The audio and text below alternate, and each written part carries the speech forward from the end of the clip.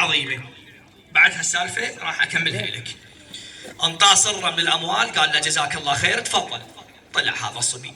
واحد من الجالسين شيبة طمع بعطاء الشيخ، قال أنا ليش ما أسوي نفس هذا الصبي حتى المحفوظ يكرمني صرة مال أموال.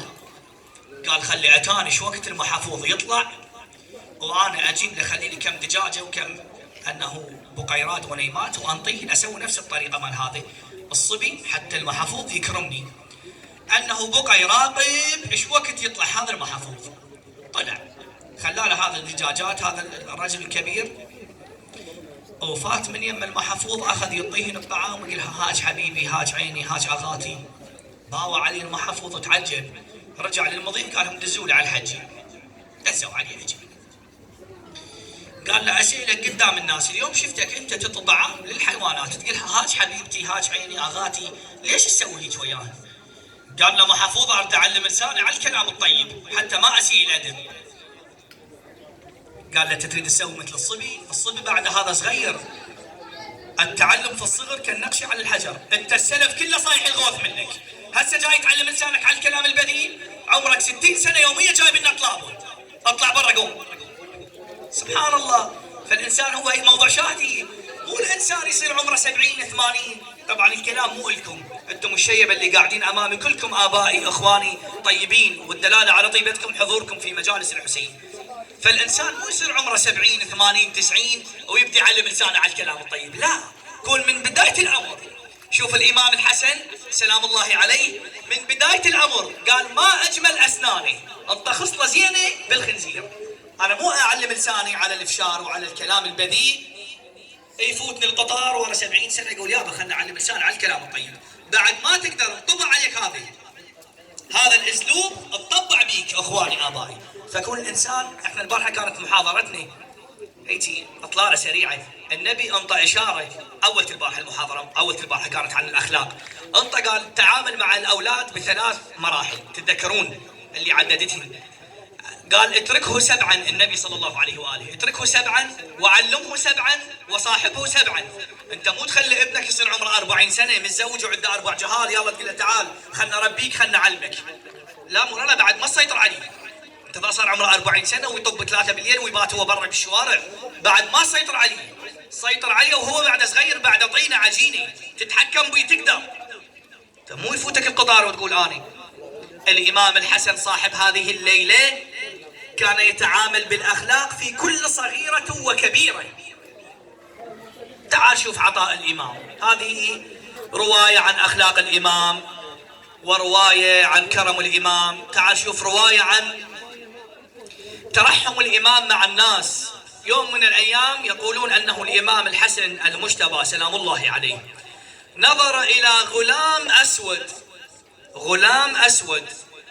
نصا الروايه في اعلام الهدايه للمجمع العالمي 14 مجلد، الروايه تلقاها في مجلد الامام الحسن سلام الله عليه اعلام الهدايه، هذه الروايه نصا.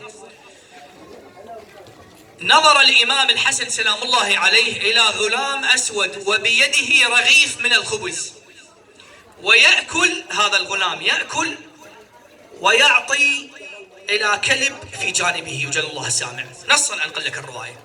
فسأله الإمام الحسن عليه السلام قال له أنت ليش تأكل من هذا الرغيف وتنطل هذا الحيوان الكلب يجل الله السامع؟ قال له أستحي أن أكل وهو ينظر إلي، فأنا أعطي لهذا الحيوان. ترى محمد حتى للحيوان خلوا حق وحقوق. اقرأ رسالة الحقوق للإمام زين العابدين سلام الله عليه، حتى حق الحيوان أعطى حق للحيوان. ولا تتعجب، اقرأ رسالة الحقوق ايش قد انطى حقوق الإمام زين العابدين للحيوان. لكل شيء أعطى حقوق، حتى لأعضاء الإنسان، ليد الإنسان، للسان، لأقدام الإنسان أعطى حقوق الإمام زين العابدين برسالة الحقوق. تلقاها في مكتبة المصباح سعرها 6000 دينار رسالة الحقوق. زين، الإمام تعجب من أخلاق هذا الغلام الأسود. تقول الرواية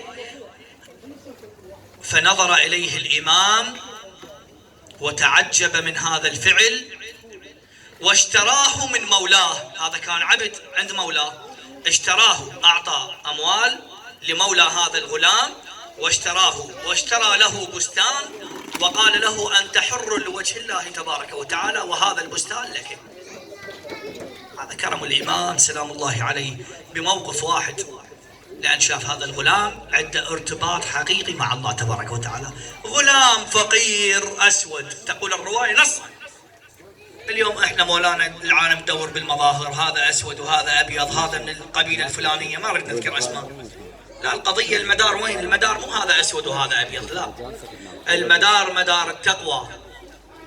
إن أكرمكم عند الله أتقاكم.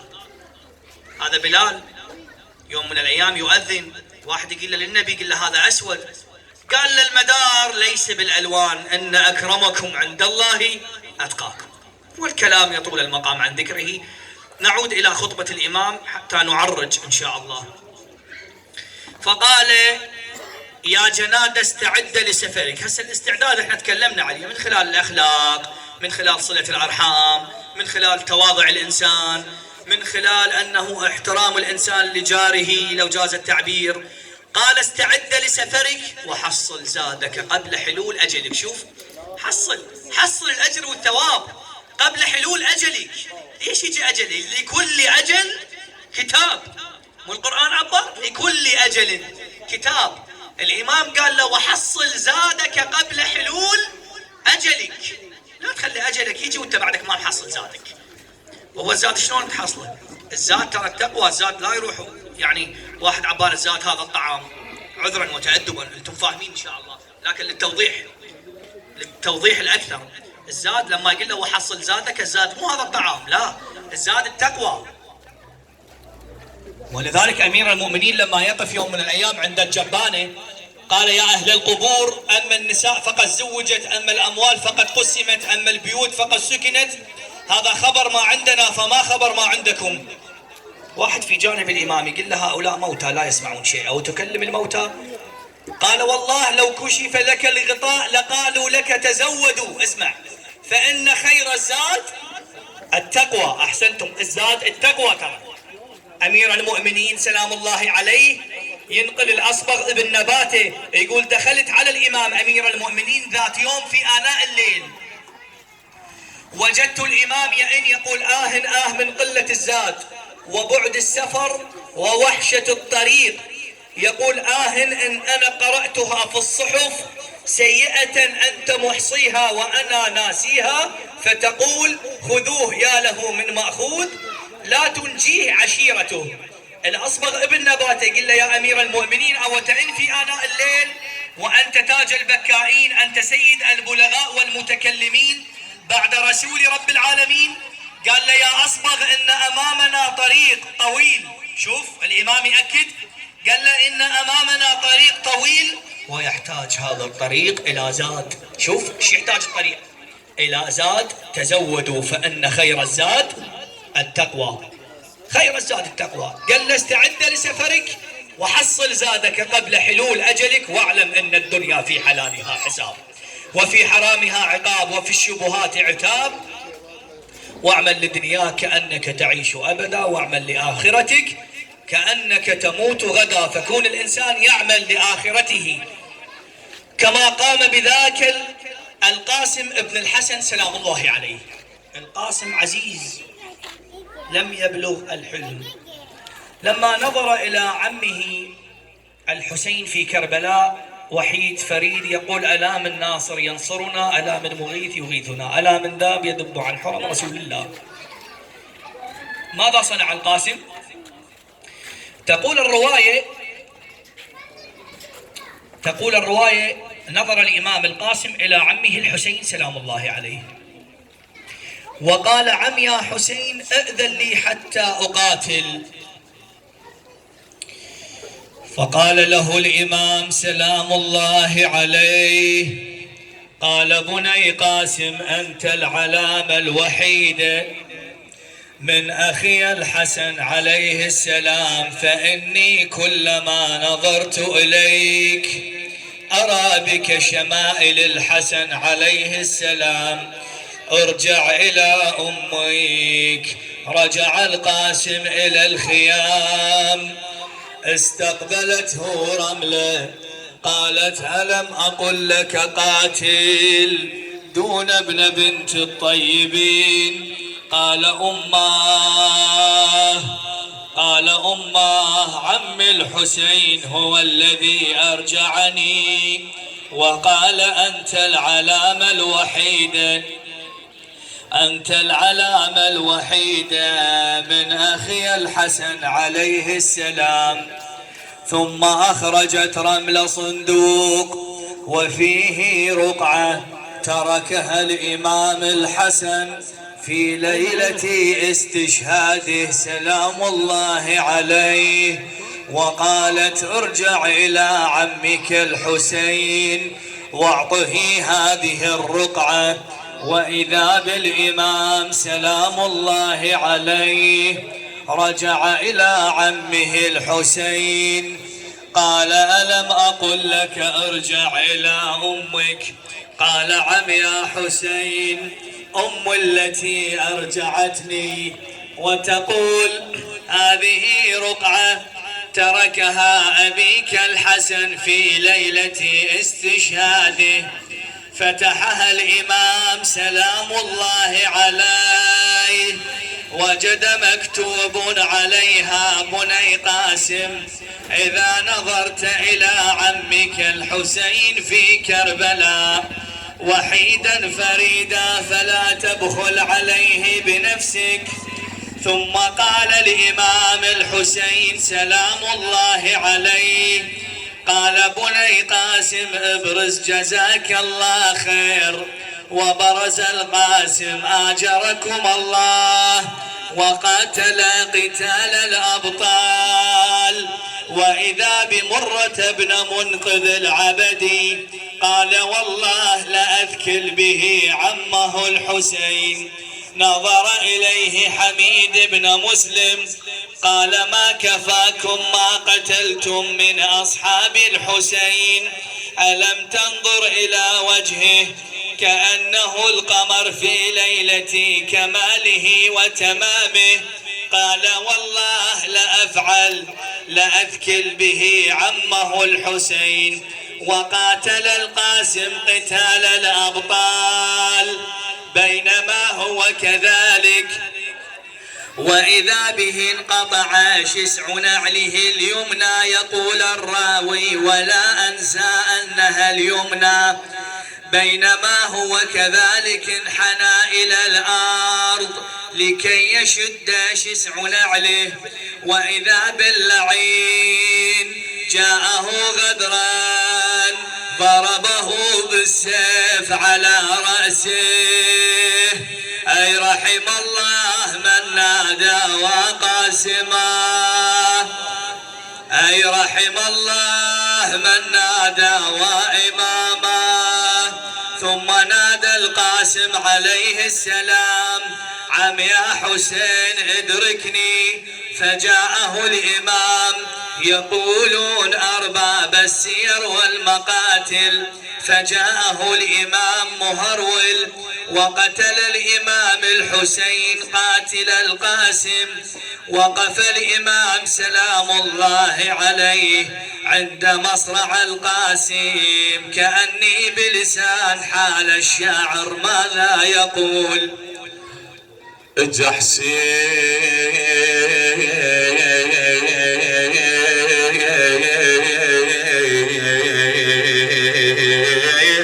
المجانة وشال بيده.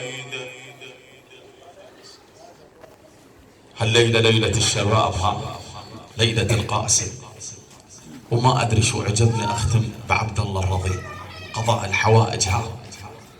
رضيع الحسين هذا لازم نقرأ له هاي الليالي، ما قرينا نريد أختم بالرضيع إن شاء الله.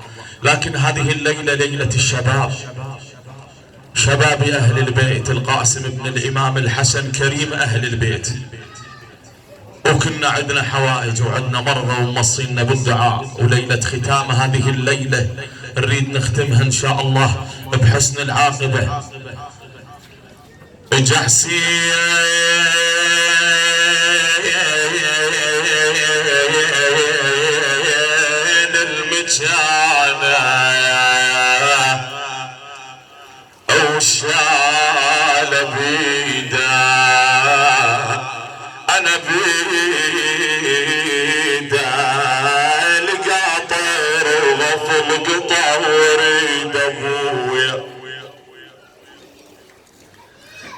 خبر غفور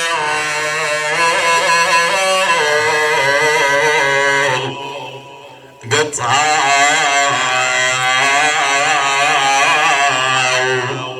وريدة يحضن شلون يحضن شلون ما يحضن وليد الولد بويا. أمانة أخوه الإمام الحسن عندها يحضن شلون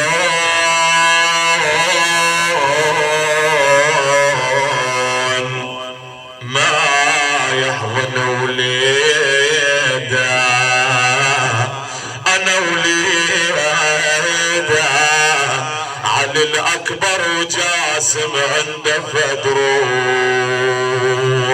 سوى الحسين شالوا خطن الرجلين بالكاع.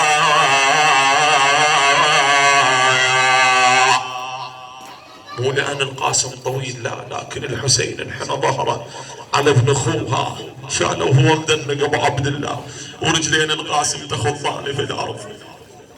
هاي الروايات يجي تقول شالوا خطن الرجلين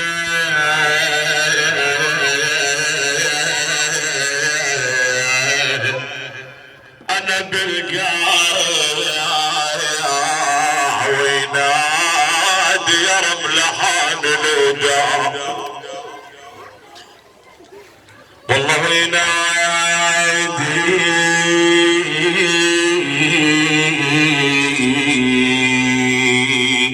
يا رملة حان الوداع الوداع شبساع انقضت ايام شبساع يا يمه. شلون يودي لامه شلون تشوفه وما عدها غيرها. شو تقول رملة صاحت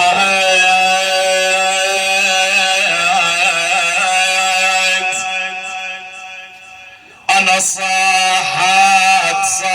صاحت رملة يا شبان حيو. وليدي هذا ابن الحسن صاحت رملة يا شبان حيو. هذا بنرجع وانتم تلقوا من نحضان عم بالله شيلوا. وين خلى الامام الحسين بصف علي الاكبر؟ الامام الحسين قاعد بالنص، الاكبر عن اليمين والقاسم عن الشمال، شمسين قمرين، وجلس بينهما الحسين يبكي على الاكبر تاره وعلى القاسم تاره اخرى. الله سعد الله قلبك يا ابا عبد الله. تجي رملة توقف بباب الخيمة تلقى زينب واقفة قالت لها مولاتي اريدي تدخلين للحسين تترخصين لي منه. ليش يا رملة؟ اريد ادخل وابكي على وليد القاسم. تدخل مولاتنا زينب الامام الحسين يقول لها اخويا يعني اطلع. قالت له اخويا اطلع. رملة والنساء يردن يبكن على القاسم. يخرج الامام وهو يقول لا حول ولا قوة الا بالله العلي العظيم.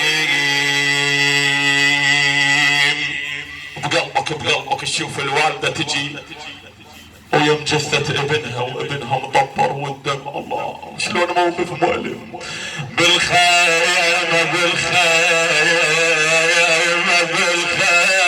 اجت رملة تشوفه. بالخيمة اجت رملة تشوفه. انا تشوفه ونامت بطول الوالدة الملهوفة.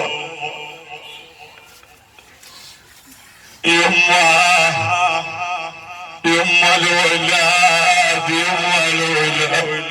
تمددت ويا الرواية تقول انا ونامت بطولة الوالدة الملهوفة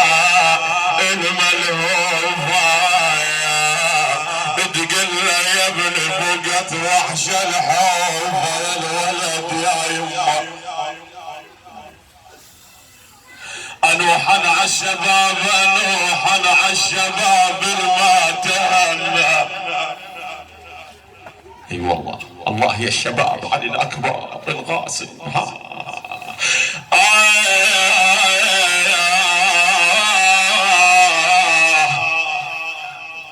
انوحا عالشباب الما تهنى يا الما تهنى يا حضرت الشموع وبيد حله. قلت عريس ابني وزفنا يا يما. الله يا الشباب. قلت عريس ابني وزفنا خلصت وانتهت منك الظلة يا يما. يا شمتك يا شمتك يا شمتك يا وليد حلوة. يا شمتك يا وليد حلوة ويا فرقتك يا الولد. بل واشوف الزمان شبيه سوى خلى القلب مفجوع قوة. خلى القلب مفجوع يا يما قوة. يخاطب امها القاسم بلسان الحال شو يقول؟ جنة يصيح جاسم لا تونين لا تونين يا يما. جنة يصيح جاسم لا تونين يا رملة بهيبة يما لا تروحي.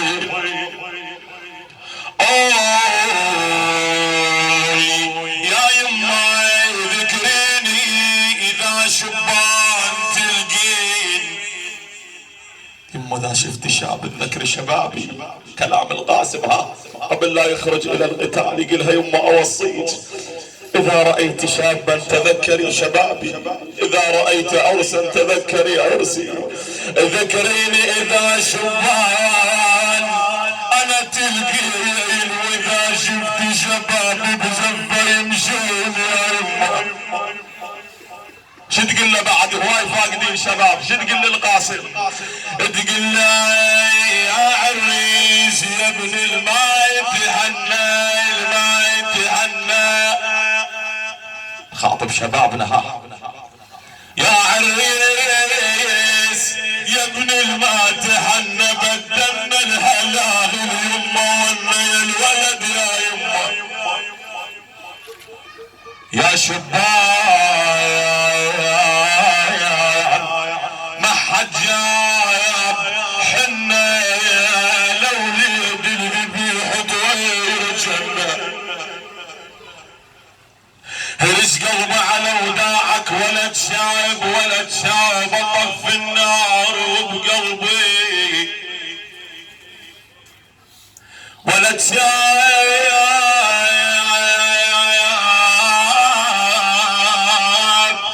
شو تقول رملة؟ ولد شاب ولد شاب انا مضيعة يا حلواد ولد شاب يا يما. انا مضيعة ولد شايب ولد شايب صغير وخطفته جفوف المنية يا يما. نختم بيمن قلت لك نريد نختم بعبد الله الرضي بزيارة ال40. اريدك تحصل اجر هاي الليلة بزيارة ال40. كلمة اجت تنشد الامام زين العابدين. مولاي سيدي وين ابوي وين اخوي وين وليدي. يدليهن الرباب تستحي تسأل الامام زين العابدين. ها تجي توصل يم الامام وترجع شافتها مولاتنا زينب. اجت عليها قالت لها ها يا رباب. قالت لها مولاتي اريد اسال الامام واستحملني. اريدك عدبك ام وليدي يم قبر وليدي عبد الله الرضيع. ها شلون موقف مؤلم. تجي مولاتنا زينب عم علي قول يا عم أمري. قالت للرباب تستحي تسألك، تريد تندل قبر أخيك عبد الله الرضيع وليدها وين؟ اجى قال لها الرباب وليدك حصل أحسن مكان. قالت له وين هذا المكان؟ قالها هنا من دفنت ابوي الامام الحسين نزلته بالقبر، اسمع صوت من نحر ابي الحسين بني علي بني علي واسجد رضيعي على صدري. يقول خليته على صدر ابوي، خليته على صدر الحسين. شلون موقف هذا؟ بعد قعدة العلويات قعدات يم قبر الحسين، هاي مجدوهة البال وعرفت ابنها هنا. شو تقول للعلويات يصيحن ويعيطن؟ تقولهن بس كان لا تصيحن حيل عبد الله يفس خوفي. حسبالها وليتها نايم، بس كان لا تصيحن حيل عبد الله يفس خوفي. وليده بعده صغيرون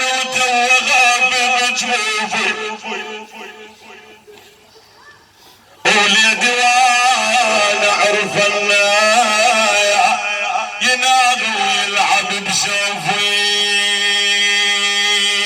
تقله دللو للولد دللو للولد يما دللو دللو للولد يا ابني دللو لنا بلياك طاير عقلي ودود. يما بغيابك دليلي صاير انا معلول كل ظني قبل ايامك الطول يا يما. بعد بيت الدعاء هذا ها شوي يكسر اللي قلبك. قالت له وين؟ هنا. قالها على صدر الحسين. وتدرب صدر الحسين ناس تخيول الاعوجيه. تقول له قالوا لي على صدر حسين نايم يا بعد عمري. انا قالوا لي على صدر حسين نايم يا بعد عمري يا بعد عمري. ابي اكسر صدره تعال ارفع على صدري. يا يما ارضحت حلقة على حلقة. يا يما ارضحت حلقة على حلقك على حلقك. واذا تلقى نداوة ما يحقك بهيد نار قلبي لا تحرقك.